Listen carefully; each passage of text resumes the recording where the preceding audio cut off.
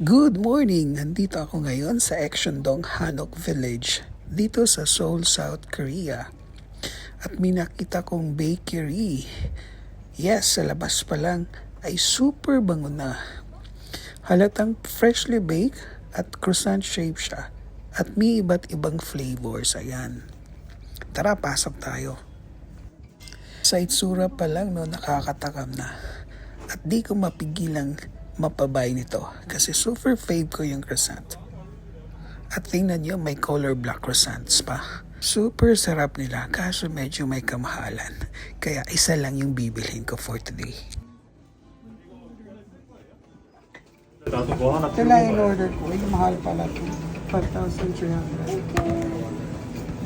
5,300 okay.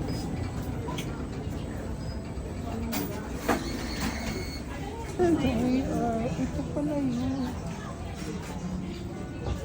Ito diba? Sabi straight lang daw para makapunta na Hanok Village. Wait lang. Kain muna ako. Pumili tayo ng bread siya. No?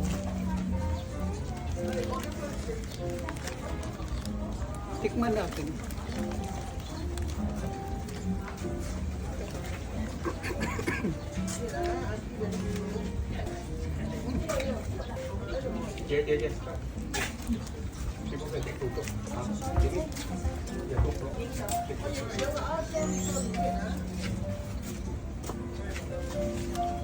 Pistachio nuts tapos may cream sa loob. 5,300 won.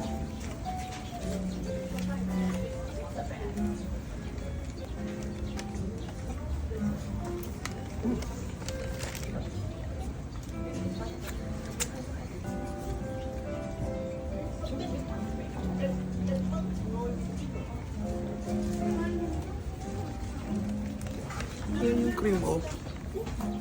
Diba? May cream. Tapos may nuts. Sarap siya.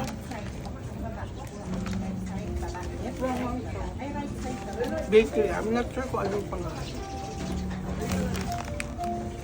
Malapit ko na siyang maubos. Ang sarap niya. Yung feeling niya dito, ito, hindi siya ganun ka-sweet. Tamang-tama lang. Tapos yung nuts, pistachio nuts complements pag mag-bite ka, may texture sa may crunch every bite. Kaya if you happens to be here in Seoul, Korea, bisitahin nyo tong Eksyondong Hanok Village.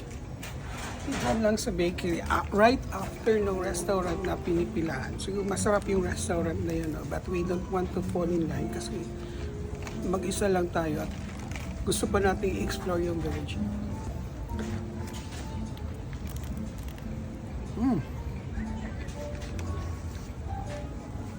Kaya for now, bye muna at tingnan natin kung ano pang pwede natin kainin dyan sa loob.